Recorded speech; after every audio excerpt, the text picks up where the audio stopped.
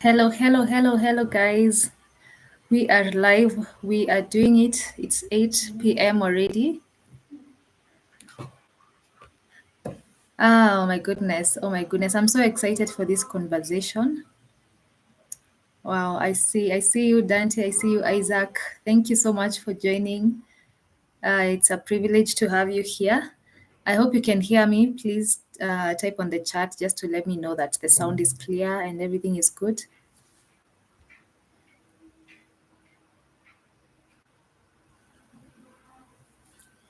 Let me know through the chat if you can hear me well.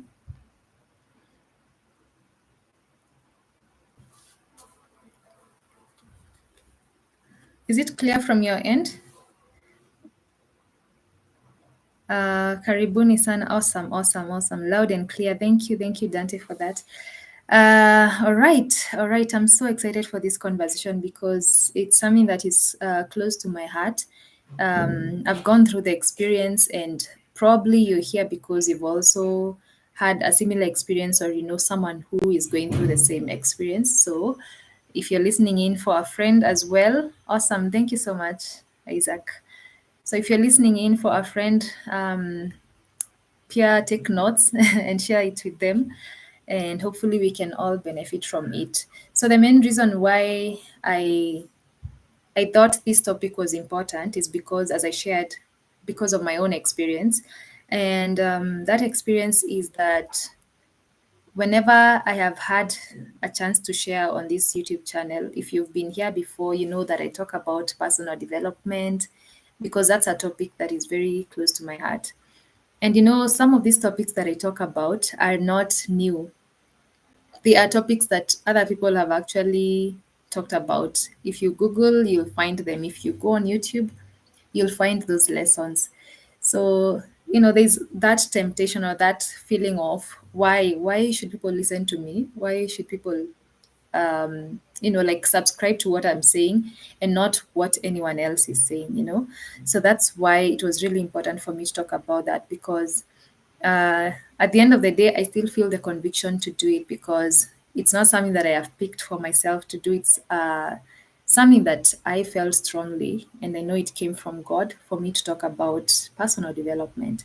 And the other reason that I really wanted to talk about this is because I have friends and they have also shared the same sentiments. You know, someone is really good at something, but they are doubting themselves because you know, the society is telling them because they're comparing them with themselves with other people. So they doubt that skill that they have. They doubt their ability to deliver on some assignment, you know. So it's actually for myself and the people that I know, and now you guys, because the fact that you're here, it's because this subject hit home for you in one way or another. Um, as people join, I'm really interested to know why why did you tune in? Is it because it's a subject that interests you? Are you actually going through that experience of having an imposter syndrome? Why was this important for you to join? Why did you join the live? I'm really curious to know. Yeah, karibuni sana guys. I want to know also where you're tuning in from. So please let me know in the chat so that we can stay together. You know, the virtual space has really allowed us to connect despite the distance that separates us. So let's just get into it so that we don't, you know, take much of the time. I know Kesho is a work day, so we need to also have time to rest. Um, so let's just define what this imposter syndrome is. And when I think of imposter syndrome, I think just think of the term imposter first. Before you can even think of the syndrome, address the word imposter alone. And imposter is a fraud. An imposter is a fraud. So how does a fraud behave? How do they act? How do they, you know, like behave around people? How do they maneuver? How do they survive? From my own understanding, I know that imposters or frauds, because that's the one that we are using, a fraud will live a life that is very secretive. a life that is hidden from people, a life that is doubtful. They are doubting themselves. A fraud will live feeling like they are not worthy, or they live in fear of being exposed. A fraud can live wondering, what if this one gets me? What if I get caught and exposed? What becomes of my life then? So whenever you think of the term imposter syndrome, just define the word imposter first, and then that will allow you to know what an imposter syndrome is. So a syndrome is something that it's like an effect of having that, of living in a certain way. So if you're a fraud, how will it manifest in you? How do you behave? Yeah. So an imposter syndrome makes you feel like, someone else should be doing the job and not you. An imposter syndrome makes you feel very doubtful of yourself. It makes you feel like you're not the right person for the job. Yeah. And I've gone through that so many times. And sometimes it takes a lot of self work just to overcome that feeling of feeling like an imposter. It takes a lot of self work, and that's the reason why we are here today. Um, yeah, so that is how I would define an imposter, and now an imposter syndrome, like that feeling of I am a fraud. I shouldn't be the one delivering this to people. I shouldn't be the one sharing this. Maybe someone will catch me. Maybe, oh, thank you so much, Mama. I see you there. Um, that feeling of someone will catch me, so I have to live a life that is hidden, or I have to overcompensate for this feeling that I have. I'm not enough, I'm not adequate. So you feel the need to overcompensate so that you're not caught. That is simply what an imposter syndrome looks like. And now I just want to know from your own understanding how, not how, but why you've tuned in. I want to know if this is a topic that interests you. I want to know if you've experienced that before, if you've been doubtful of your strengths, if you've been doubtful of your capabilities, because we have so many skills and so many talents, but because of society, because of an internal struggle, you feel like, hey, I'm not the one for this, I'm not the one to do this. So let me know, why was it important for you to attend this session? Oh, all right. And as I check, I'll be checking your responses once in a while. But for now, I want us to look at some of the causes. What causes imposter syndrome? And just some disclaimers as we get into causes. Some of these causes can it's just something that predisposes you to having that syndrome. It doesn't mean that if you have any of these things that we will mention, you definitely have an imposter syndrome. It doesn't mean that. It's just something that predisposes you to having that syndrome. So have that in the back of your mind. It doesn't mean, because let me give an example. We are going to see one of the causes is, like work environment. It doesn't mean that if you are in a new work environment, you definitely must have an imposter syndrome. It's just something that predisposes you to that, that syndrome. And also, the other thing I wanted us to know is that depending on the cause of this syndrome, you will respond differently. For those who are just catching us going on, we say that having an imposter syndrome looks like living a life of a fraud. Yeah. And the life of a fraud is, always being keen to see who is watching, to see who is, like, will you get caught? So based on the cause of that syndrome, then you will know, like, it will just have a different effect on your life based on the cause, and you will respond differently based on the cause, that is, yeah, the cause of that syndrome. And I classify these causes in two different categories. Thank you so much, guys. As we proceed, I see we are coming through. Send the link to many people. Send the link so that no one misses out. If you're just joining us in the middle of it, this live will be on the channel, so you can always go back and see some of the things that we've talked about. And also, let me know where you're tuning from so that we can connect. Yeah. We are talking now about the causes of an imposter syndrome, and we are saying that These causes can be classified in two main categories. We have internal and then external, because uh, external, I think external is really important because there's no imposter syndrome if you're not surrounded by people. I mean, it's the whole reason why you develop that feeling, yeah? Because if you are alone somewhere, you're good to go. I mean, you don't have to worry about anything. But the fact that you're surrounded by people, everywhere you go, there's always people around you, then an imposter syndrome is likely to come through. So, so let's just see some of those causes, yeah. And the first one now, the internal. We say that there are two classes. You have the internal and the external one. And the internal, the first thing that I thought about was your belief about your self worth. What do you associate your self worth to? What do you associate your self-worth to? Is it the things that you know? Is it the people that are in your network? Is it the material that you own? Yeah. Is it your knowledge of things? What do you associate your self-worth to? That's one of the causes. Yeah. It's one of the things that can predispose you to having that syndrome. And we say that these causes don't automatically put you as a person who has an imposter syndrome. It just means it's something that predisposes you to it. Yeah. Tuned in from Mary. Thank you so much. I see there's Alice. I see you. Thank you so much, guys, for tuning in. Let's keep the chat active and let me know where you're catching us from. Yeah. So what do you associate your self-worth to? Is it the knowledge that you have? Is it the friends that you have? Is it your followers on TikTok, on Instagram? Because nowadays we are a very we are on the social media. So what is it? What is that one thing that like this is where my worth is? Yeah. Oh, thank you so much, Alice. I see you tuned in from Kikuyu because you find it interesting. Thank you so much. I see Dante would like to know how to overcome imposter syndrome. So good. We'll get to that towards the end of the session. Yeah, so that's one of the causes of imposter syndrome. That's one of the internal causes. The other one is social anxiety.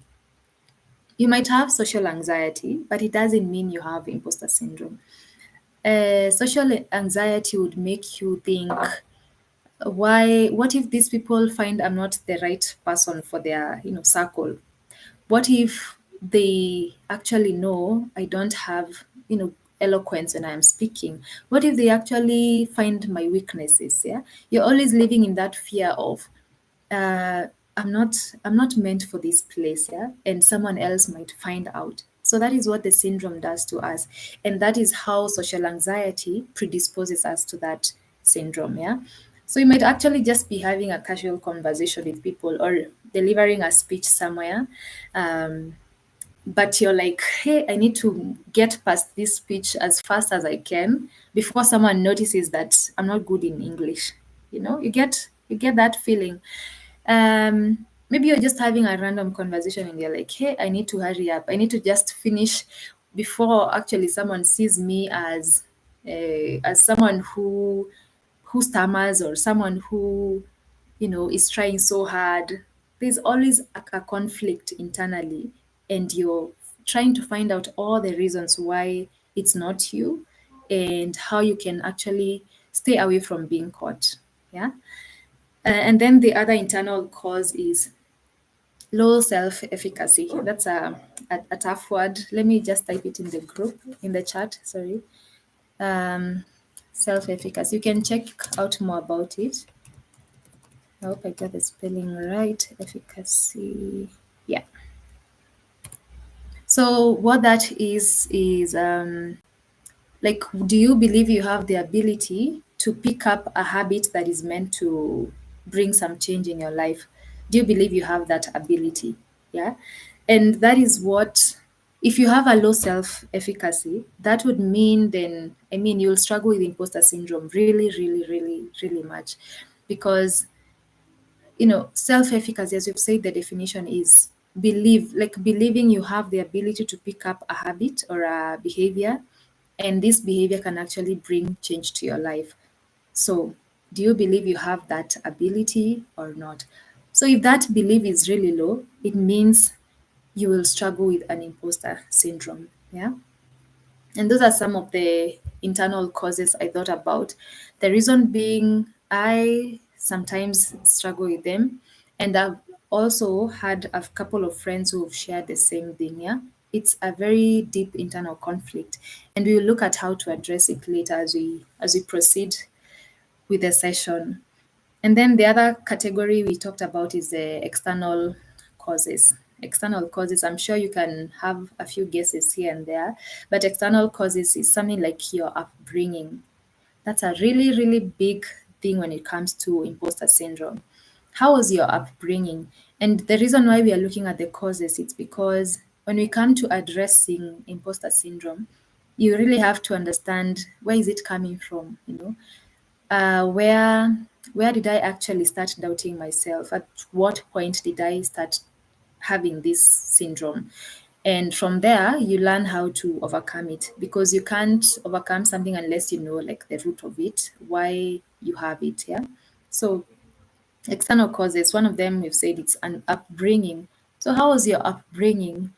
Did you grow up in a household where uh, parents maybe insisted on praising performance, and probably you were not a good performer in school, and so you always felt sidelined, you always felt like compliments are going to your siblings and not you, because later in life this um, puts this sense of inadequacy in you even as you grow up, and you feel like this is not for me, I am not the one who's supposed to do this. There's someone who can do it better than me. I actually have siblings who are doing better than me, so that is what it does. That is what one of the causes of the imposter syndrome, upbringing. So really go back to it and see what, was it something that was emphasized as you were growing up? Was it something that you noticed in your home? And even it could be something that you're actually noticing in your home right now, or in your family, in your extended family, where the people who have wealth or are well off are considered for projects or discussions. And so you grow up with this timidity in you because you feel like you don't have something valuable to bring to the table. Yeah. Yeah. So that's one of the causes, upbringing. Um, thank you, Viola. I see you. Winnie, thank you so much. I see you tuned from Juja. You're watching because you struggle with it sometimes. Awesome. So at the end of it, I'm sure we'll figure out how to overcome it and some of the things that can help us get through this syndrome. Yeah. And just something that we should have in the back of our minds. It's something that we've already talked about for those who are just coming in. We say that imposter syndrome is, we think of it as a fraud. And the life of a fraud is always living afraid and living a life of, you're constantly hiding from being caught. You're constantly seeking to, to mask up so that no one discovers you. You have so many what ifs. What if someone catches me? What if I actually mess up and I am exposed? So you overcompensate. You do a lot of things just to cover up that feeling of, it's not me, it should be someone else. Yeah. Okay, so we've talked about upbringing as one of the external factors, and the other one is shifting environments. Um, and for environments, I would want us to consider school, work, and relationships. The reason I say that, I'll share a story with you guys. Concerning school, I studied in Meru up to class 4, and then from class 4, I moved to a school in Embu. And I'm sure I've shared this story in one of my videos, but here it goes. I used to have an accent, guys. I grew up in Meru up to class 4, and then went to class 5 in another place. So I had a really heavy Meru accent. And for me, it didn't affect me because I was surrounded by people who had the same accent, right? But the moment I got to that school, I was like, yo, actually they don't speak the same way as I do. There's something different. Something is off. And for the first, I think, whole month, guys, I was not speaking. I was just so quiet. I was so quiet because I was like, hey, this school, by the way, it's for, it has other people, it's for other people, not for me. So I felt really out of place. And for the longest time, I struggled with being there. This is a story that I'm sure my mom can tell better. There was a time actually we had a whole strategy with my brother about how we will leave that place, and not come back the next term. But we stayed there up to class 8. But I'm glad that happened. Yeah, and because it opened so many opportunities. So yeah, your environment is really, really a big a big place that can cause an imposter syndrome. Let me just get to the comments a bit. I see intimacy with God. You're tuned in. Thank you so much. Yes, I had an accent, a really heavy Meru accent, guys. It was just crazy. The other part about shifting environments is when it comes to work. Work, it depends on the culture. There are so many things to think about when it comes to work. The culture, think about the, what do you call it? Like the bosses that surround you. Think about your colleagues. There are so many things. Do they insist on a life of, work hard, like you have to push even when you're tired. You see, that's why you find some people leaving office even weird hours of the night. You find people are overcompensating for something so that they don't feel like someone else should be given this opportunity other than them. Yeah. So work is such a big thing when it comes to causes of imposter syndrome. And when I shared this, when I was sharing about the live with some of my friends, I see Beatrice says that she can relate as well. Thank you so much. That's my mom, by the way. Thank you so much for tuning in. Um, yeah, when I shared this topic about imposter syndrome with in some of the groups, a person responded. I don't know if she's here or she's going to join, but she said that you can actually be good at something, and you're like, there is good merit, for the things you can do, but your bosses can be very toxic, and out of that you start doubting your abilities. You start feeling like, anyway, I'm not the right person for this. Yeah. So work is such a big cause, such a big cause. And then the other one is relationships, where you're feeling like, what if somewhere along the way this person discovers I am not, I shouldn't be their friend, or I shouldn't be, here, you know. So what I'm talking about, for those who are joining us, is some of the causes of imposter syndrome. We've looked at internal causes, and now we are looking at external causes. And we've talked about your upbringing, we've talked about environments. And the other thing that we will look at is social media. I mean, we can't talk about imposter syndrome without mentioning social media this day. Like this day and age, everyone is on social media. So it's possible that an imposter syndrome will come up somewhere in that journey. And you see, what social media does to us is there's a lot of comparison with people and how they are doing.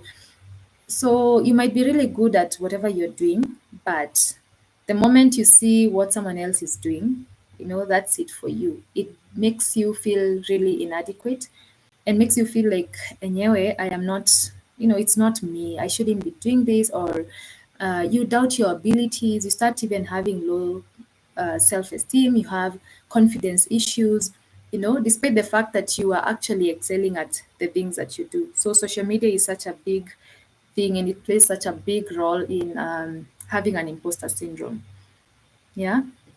So out of these causes that we've mentioned, for those who are just joining us, I'm really curious to know, is there a cause that you feel has not been addressed in these causes? Because when I was sharing them, or rather when I was coming up with them, for me, it's because it's out of introspection, and also asking for a friend, the friends that have shared with me that they have had an imposter syndrome. So I'm really curious to know, is there a cause that has not been mentioned here? Is there something else that causes imposter syndrome that you feel should have been mentioned? Share that on the chat below, or also tell me the one that you relate with the most, for those who've been here since we started talking about the causes. Yeah. Now I want us to look at how it manifests. How does imposter syndrome look like? You might not even be aware you have it, but these things should tell you, or rather, you should start questioning. Is it the thing? Is it what I'm suffering from? Is it what is making me behave like this? And one of the ways it manifests is having a deep sense to explain almost everything. Like your achievements, even the gifts you have. And don't get me wrong, I get the place of giving credit where it's due, but the moment you find yourself having to explain everything, you have a job, but you want to keep saying that so and so gave me this job, so and so did this. Like you just want to explain why you are here or the achievements that you have. You have to acknowledge the part that you played in having this achievement. Yeah. So it cannot always be about someone else. You also did something to have that position. So if you find yourself over explaining achievements and such things, you need to sit back a bit and be like, hey, could this be it?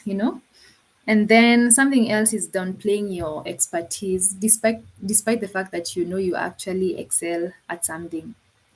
You might downplay your ability to maybe write essays.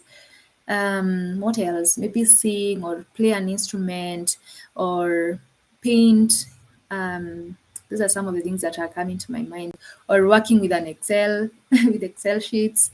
You know, if you're really good at something and deep down you know that I actually do well in this thing, but you find yourself downplaying that ability, chances are there's an imposter syndrome, undertone. Hapo chini there's an imposter syndrome. So you need to sit back and really ask, why do I keep downplaying my ability despite the fact that I actually know I can do it? Yeah. And then the other thing is being overly sensitive to constructive criticism. That one is a major one because criticism is good because it shows you where to improve, some of the things you need to work on. But the moment you hear a criticism, and constructive ones for that matter, constructive criticism are those that are, it's a negative feedback, but it's given in a way that can encourage you to improve and do something better. So the moment you get a constructive criticism and you begin becoming very sensitive, overly sensitive to it, you need to sit back a bit and just ask, could there be an imposter syndrome in this scenario? Yeah, because that's one of the ways in which it manifests. So think about that. I see Beatrice saying, I have been a victim of toxic work environment, which has really brought me down at times and made me doubt my ability. Yeah, I totally relate. Yeah, so work environments are really a big thing. They can cause imposter syndrome. So those are some of the ways that it manifests. And now as we look at some of its effects, it's really a thin line between how it manifests and its effects, because sometimes these ways of manifesting are also effects of imposter syndrome. So let's just look at some of the ways in which it can be deep down, it's just eating you from the inside, and then finally it just explodes or begins to explode gradually. Well, yeah, that is my Meru. My Meru just proving that it's present. But questioning friendship is one of the ways that imposter syndrome manifests. Um, you question friendships, you question, what if this person actually thinks I'm not a good friend? What if, you have that what if question so many times in the back of your mind, even when that person is really, like not on that, like their mind is totally somewhere else. So you think about the work, the position that you have at work, and you begin questioning, what if these people actually tell me? What if they discover that I'm the wrong person? What if they promoted me in place of someone else? Someone else could have been promoted other than me. So that's one of the ways in which it manifests. I see you, Lucia, constructive criticism. I somewhat get you. You relate to that totally.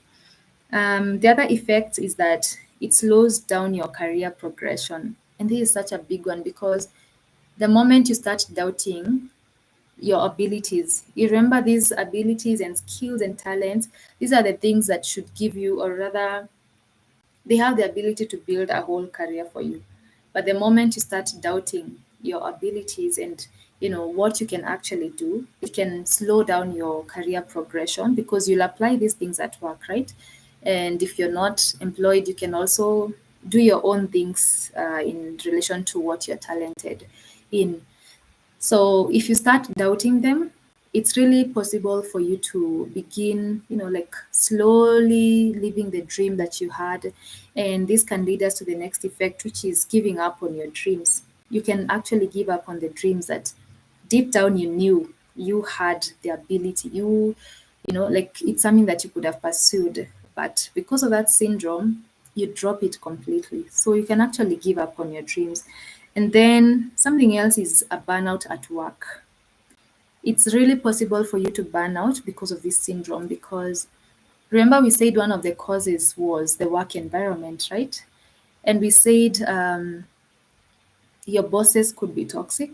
You could be in a culture um, where a lot of, like, they insist on working hard, like literally working hard. You live at odd hours, or you could be in an environment where, if, like, you need to know everything, yeah, you need to figure out things on your own. And so you really push yourself, and this leads to a burnout.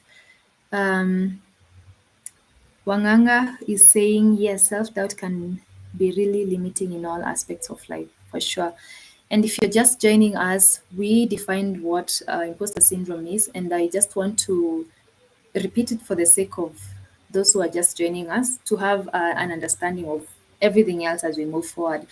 You said an imposter syndrome is living like a fraud. And when you think of the life of a fraud, this is someone who is living life in fear, in constant fear of being found out. They are living a life of doubt. They are living a life of, they are fearful about being exposed, about being caught. So how do they respond? They can hide, they can put up a mask, they can try and learn different ways to maneuver just so that they're not caught. And that is what imposter syndrome does to us. You live a life of doubt, you live a life of trying to cover up some of the things, some of the mistakes, your weaknesses, so that you're not caught. So if you feel that kind of thing, just sit back and ask, hey, am I having an imposter syndrome? Yeah. For those who are just joining us, that is what we defined imposter syndrome to be. And now we are just looking at the effects of imposter syndrome. And also, please share with us where you're joining from. If you're just coming in, others have shared where they are joining us from. So tell us where you're joining us from.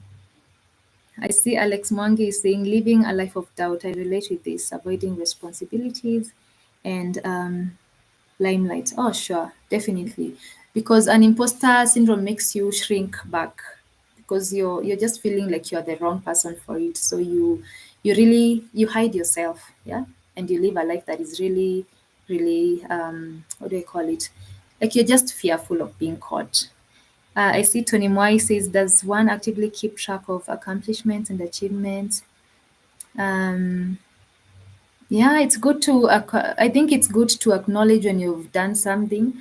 And, but we said one of the causes, or rather one of the ways it manifests, is if you are feeling the need to over explain your achievement, that's just one of the ways in which an imposter syndrome would manifest. Yeah. So if you're feeling that need of saying, hey, I got this from this and this, I didn't, like, someone else did this for me, it's good to give credit, as we said, but also if you are constantly over explaining why that happened, chances are there's an imposter syndrome undertone mahali. So it's good to check that. I see Dureti from the Middle East. Oh, wow, interesting. Thank you so much for joining. Uh, Intimacy with God is joining from Kiunguro. Wow. Karibu sana. Thank you for staying tuned. Oh yes, over explaining something. Oh my goodness. That one, actually, that's something that we'll see how to address that as we move along. And then one of the other effects is having resentment and jealousy.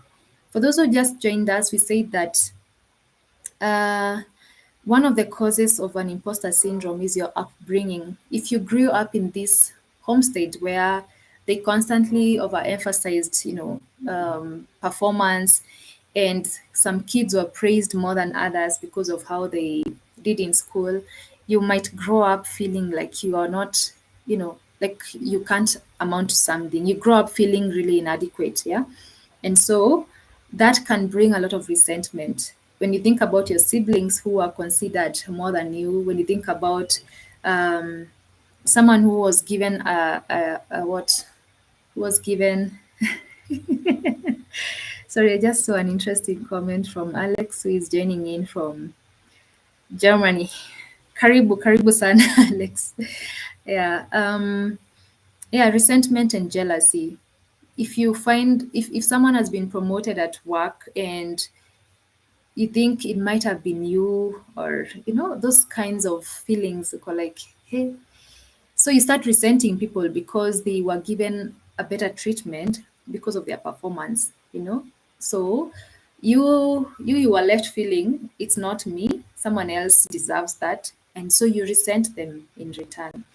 And then all these effects that we've mentioned are a borderline to depression, which is another effect of imposter syndrome.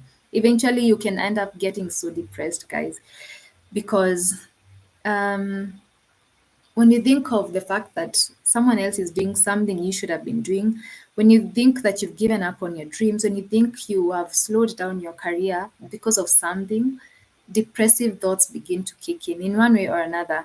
And it's really sad that some people have gotten to that place, and we will see how to deal with it as we proceed.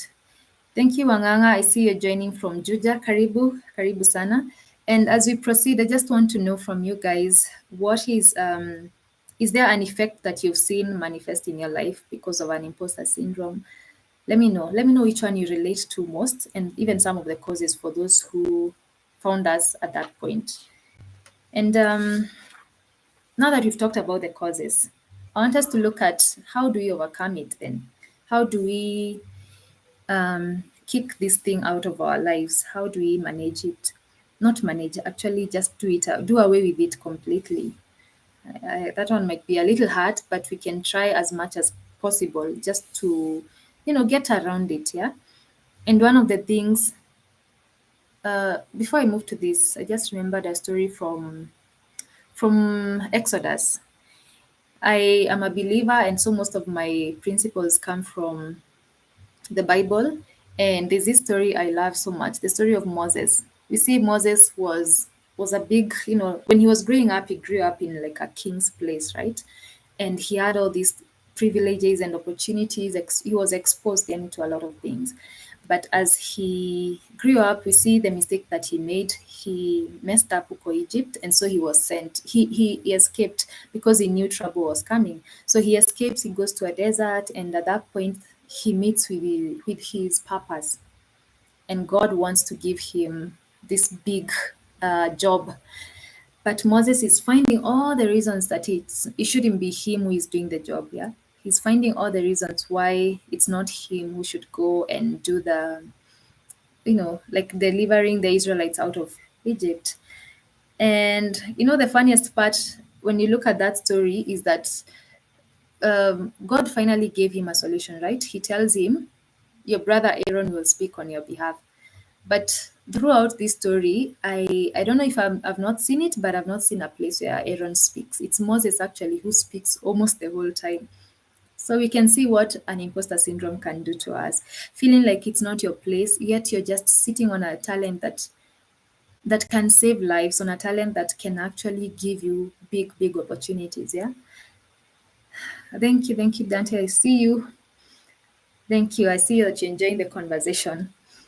Me too. The reason I share this, for those who joined us from the start, you had me share this, was because of my own experience and also for the sake of some of my friends who have shared with me the struggle with imposter syndrome. So yeah, I also relate, and I'm sharing it because when something stays hidden, it has power over you. When something stays in darkness, there's a way it has a hold on you. But the moment you begin to shed light on it, it becomes weak. It becomes weaker, right? So let's look at how we can overcome an imposter syndrome. And for me, the biggest battle is in the mind. How do you perceive yourself? And the solution that we would give to this is cultivate an internal sense of self worth. One of the causes we talked about was what you associate your self worth to.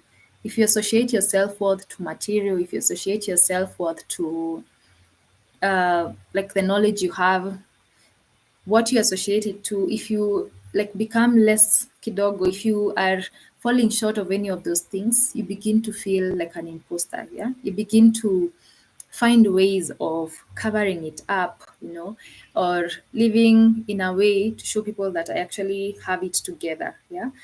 So for me, the biggest struggle is really internal. It's starting with yourself, and that's the whole purpose why this channel exists.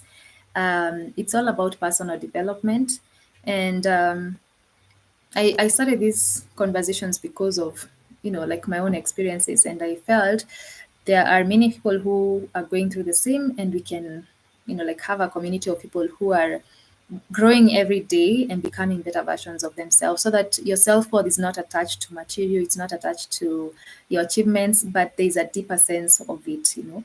So for me, self-worth is a big thing that we should work on so that we can overcome imposter syndrome.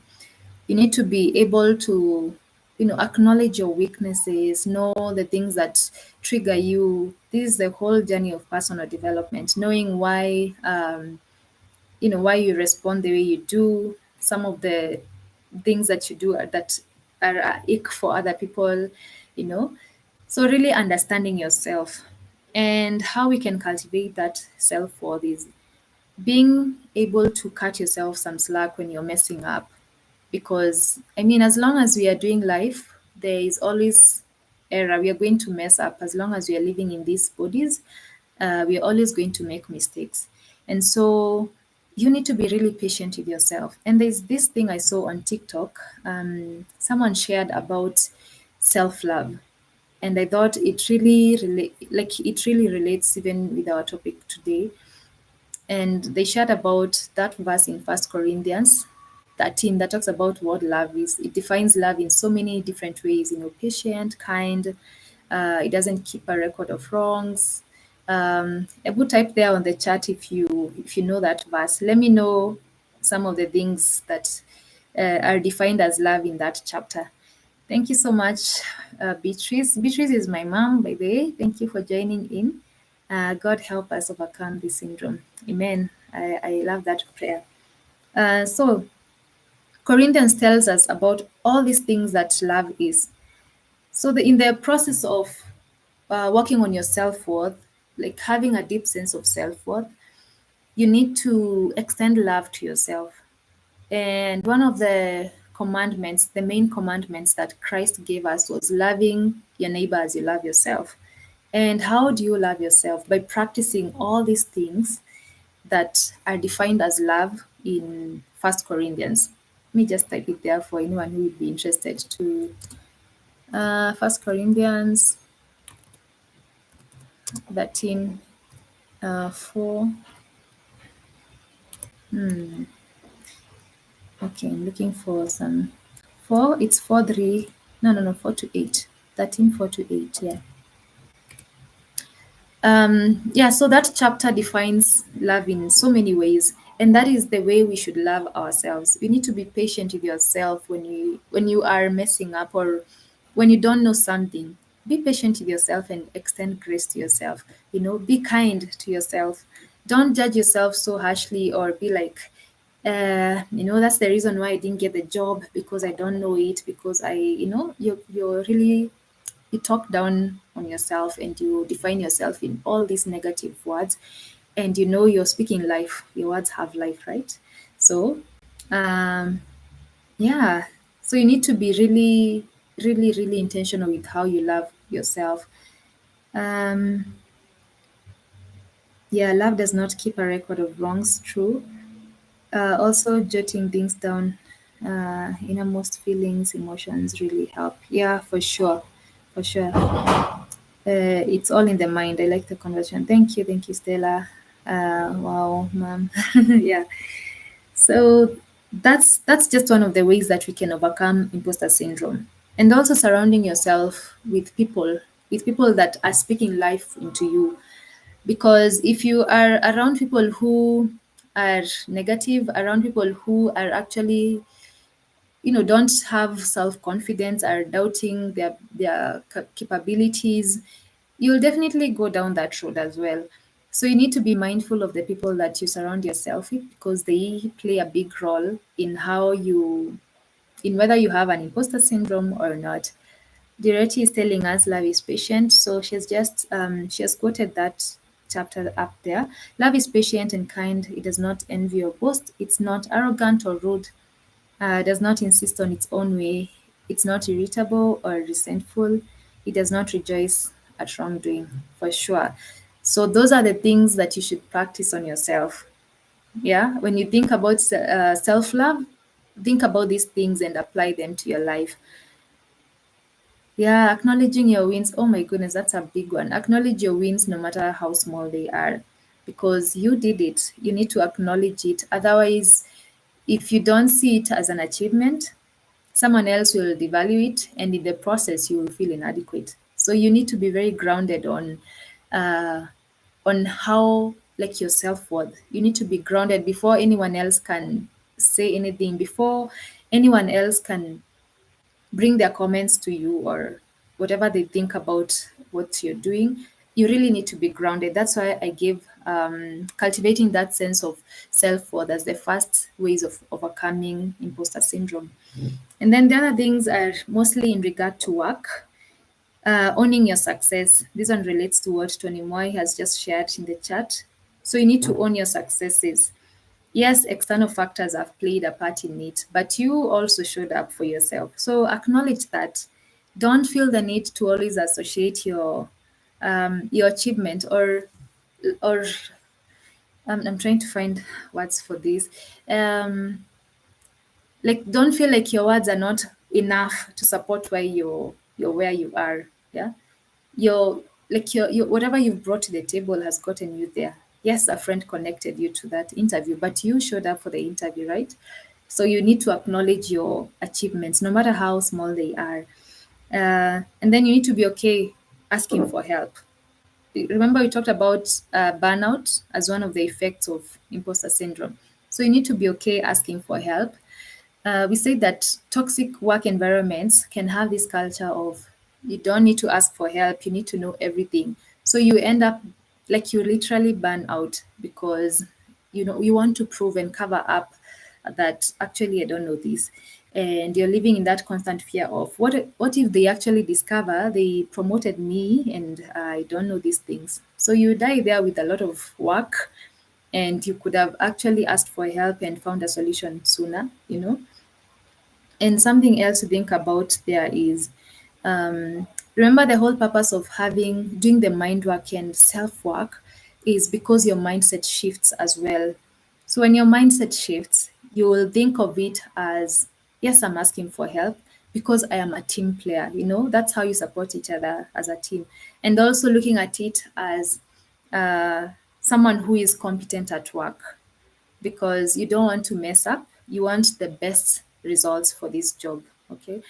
So that's how mindset actually works. That's how grounding yourself and doing the self work, just plugging this channel, guys, because it's all about personal development.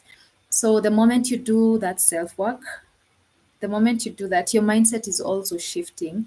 So when you ask for help, you're not looking at it like you don't know, you'll be judged for not knowing. You're looking at it like it shows how much you really want to give your best. You don't want to give something that is not correct. Yeah. And then something else is accepting compliments. My goodness, this is something that I struggled with for some time. Yeah. I struggled with compliments. Whenever someone would compliment me, I would feel the need to, actually, let me just give a live example. Here in Kenya, when someone tells you, uh, that bag is really nice, and then you start telling them how you bought them for 100 bob, how you like someone gave you, and like all these stories, instead of just saying thank you. Yeah. And I'm challenging us, if you go through that, if you've experienced that or go through that, take time to just, pause. If someone compliments you and you're about to come up with so many words of why you have that thing, just take a moment and pause. And then tell them thank you. Thank you for acknowledging that. You don't have to say many words.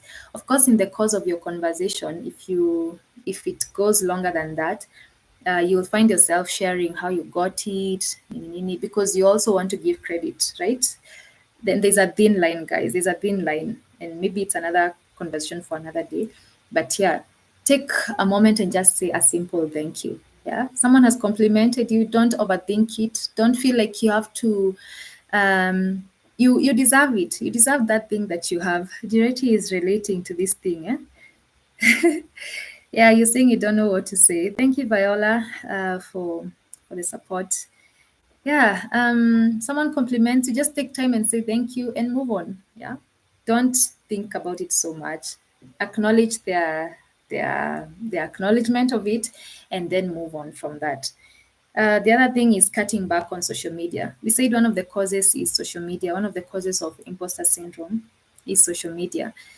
And the moment you begin looking at lives on social media, I won't mention LinkedIn, guys, but you start seeing all these successes that people have, and you're like, what? I need to like level up.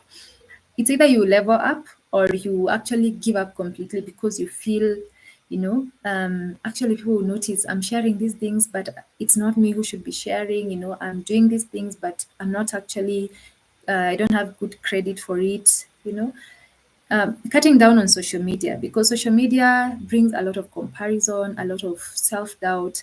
Your confidence level actually goes down. So cutting down on it plays a big role in overcoming an imposter syndrome. And how you can cut back on it, I'll give based on the things that really worked for me, is turning off notifications from your phone. My goodness. When that phone buzzes, like every time it's just buzzing because it's an update from Instagram, from TikTok, from whichever, from WhatsApp, because especially if you're in a group, yani, the phone will just be, buzzing, buzzing. So you need to turn off the phone notifications, especially for these social media platforms, because it means you have control over it. When you turn it off, it means you actually decide, I'm actually now going on WhatsApp and I'm checking my conversations. You have control of it. Remember, we said that grounding is really important. That is one of the solutions we give for the imposter syndrome. Boniface is saying it's personal. I'm sorry, but we just have to talk about it. There's no other way around it. Yeah, that actually worked for me. I turned off notifications and even my anxiety. Oh my goodness, for me the same thing happened. I turned off my notifications. I think last year around June. Is it June? Yeah, June, July, around there. And for sure, like anxiety levels just goes down. So that's one of the ways of dealing with social media. Cutting back on it is another way. You have to track the time that you're spending there. You don't want to spend all your free time just looking at the lives of people and seeing how they are way ahead of you in life, and you begin comparing yourself. Yeah. And then the other thing is having more offline interactions. Find a way to just interact with people around you in an offline way. Like, interact with real people, talk to real people. Yeah. That's one of the ways that you can avoid that social media influence, or rather effects on you, and how it can bring about that imposter syndrome. And then the other thing is talking to someone. You need to talk to someone, because now if it has gotten to that level of depression, as you said, depression is like the final stage of it. If it has gotten to that level, you need to talk to someone, because hey, you can die, we bind, but it's bad. At this point, you need help. Like intervention needs to come through. Yeah, you need to talk to someone. So seek a counselor, seek a friend who you can like confide in, like Vizuri. Talk to someone, because Sharing is caring, right? Talk to someone so that you can get helped and see how you can actually come out of it. And then the other thing is going back to the roots. And as we were talking about the causes of imposter syndrome, we said the reason why we are sharing these causes is so that um, you can identify if there is one that you resonate with and see how you can come out of it. You can't find a solution to something if you don't know what's causing it. So go back to the roots. If you've joined us somewhere in the, like in the journey, you can watch the video later and see some of the causes we talked about so that you can know how to start addressing it. Yeah. So go back to the roots and just identify what was that cause? What really caused imposter syndrome? And then the last one that most of us would downplay, I know I have, is talking to God and finding what God's word actually says about us. I am a believer, as I shared, and so I draw the principles that I use for life from the Bible. And some of the verses that really strengthen me when it comes to, like how I view myself and just affirming me is one I love from Second Peter 1 verse 7, and it says, "You are not given a spirit of fear, but of power, of love, and of sound mind." Like that's what God gave us. So if you find yourself being timid, speak that verse over yourself over and over, because the word of God is alive and active, and it actually becomes alive over that situation. So speak the word of God over it. It might sound silly, it might sound like I don't know, uh, people will view you differently for that, for seeing that actually as a solution, but it works. I promise it works. And then the other verse is Ephesians 3:20 that talks about like God is able to do exceedingly above what we can think, imagine. All of that, He's able to do all that according to His power that works within us. Like that power is at work, but it's within us. So you have every power. You've been gifted. God has given us all these gifts and abilities so that we can build each other up and, become a society that is impactful and live a life that is honorable and actually leaves a legacy behind, for us, for our family, for our children, and all that, right? So seek the word of God. Seek the word of God because it has life. It has life in it. Yeah. And we've come to the end of our life, guys. It's been such an honor talking to you. Thank you so much for your active participation. I've really enjoyed this. And yeah, you can shoot your fire emojis there on the comment section as we end. And I'm really, really glad that you tuned in and found this. I hope you found it insightful and good. And please share as well. Share with someone you know will benefit from it. Thank you for the claps. I see you. Yeah, let's hope we'll have another one. Thank you so much for the encouragement.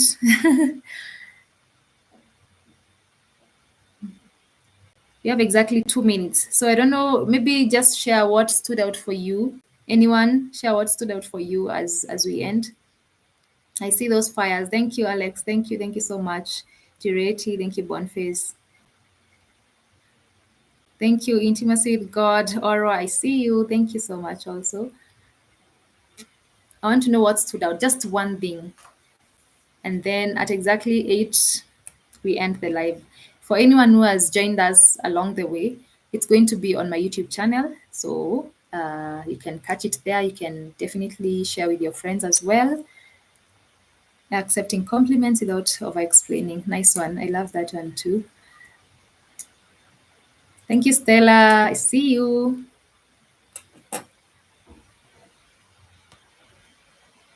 Hey, Ebede, talking for 1 hour straight is work. So thank you for listening to me. What stood out for me was stepping out of self-doubt. Nice. I need to believe in me more. Wow, that's a nice one. Self-worth. Awesome. It was refreshing. Thank you for the fireworks. Intimacy with God. Is it fireworks? It was so refreshing. May God continue using you to transform lives. Amen. All right. Thank you so much, guys. Enjoy the rest of your evening. Oh, thank you, Mark. I see you. And it's going to be on my YouTube channel and it's going to be there to stay. So feel free to share with anyone as well. So, yeah, bye. Have a nice evening.